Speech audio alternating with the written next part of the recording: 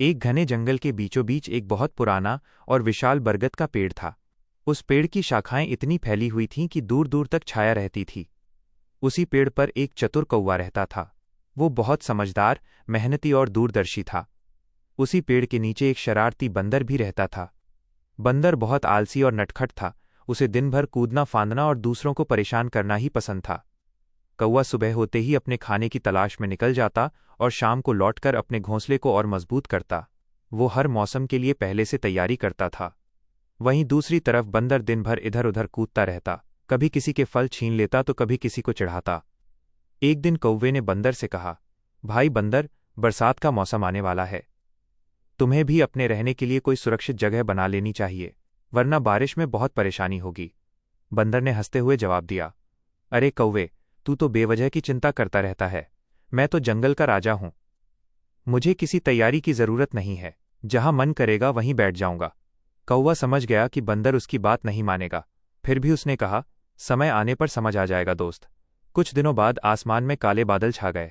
तेज हवाएं चलने लगीं और देखते ही देखते मूसलाधार बारिश शुरू हो गई। पेड़ों की डालियां हिलने लगीं, नदियां उफान पर आ गईं और ठंडी हवाएं चलने लगीं। कौवा अपने मजबूत घोंसले में आराम से बैठा था।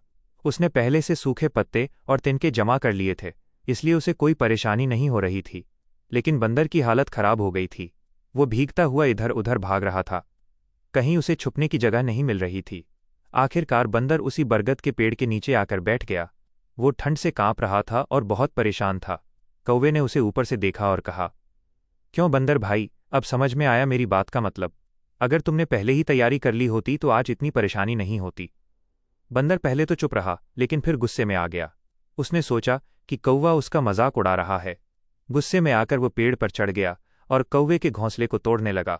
कौवा घबरा गया और बोला, अरे बंदर भाई, तुम ये क्या कर रहे हो? मैंने तो सिर्फ तुम्हें समझाने के लिए कहा था, तुम्हारा मजाक नहीं उड़ा रहा था। लेकिन बंदर ने उसकी एक नहीं सुनी और कुछ ही देर में उसने कौवे का घोंसला तोड़ दिया।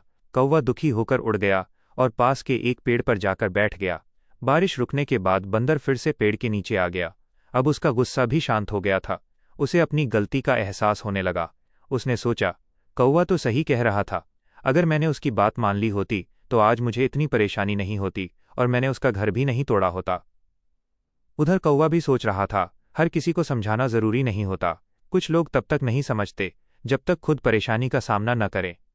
अगले दिन बंदर कौवे के पास गया और बोला, भाई कौवा, मुझे माफ कर दो। मैंने गुस्से में आकर तुम्हारा घोंसला तोड़ दिया। तुम सही थे और मैं गलत था। कौवे ने मुस्कुराते हुए कहा, कोई बात नहीं बंदर भाई, गलती हर किसी से होती है, लेकिन उससे सीखना सबसे जरूरी होता है। इसके बाद बंदर ने भी पेड़ की शाखाओं पर अपने लिए एक छोटा सा आश्रय बनाना शुरू कर दिया। कौवे ने उसकी मदद की और उसे सिखाया कि कैसे मजबूत घर बनाया जाता है। धीरे धीरे दोनों अच्छे दोस्त बन गए। अब बंदर भी मेहनत करने लगा और समय पर तैयारी करने लगा। कहानी से सीख। इस कहानी से हमें ये सीख मिलती है कि हमें हमेशा भविष्य के लिए तैयार रहना चाहिए और दूसरों की अच्छी सलाह को नज़रअंदाज नहीं करना चाहिए। साथ ही गुस्से में आकर कोई गलत काम नहीं करना चाहिए, क्योंकि बाद में पछताना पड़ता है।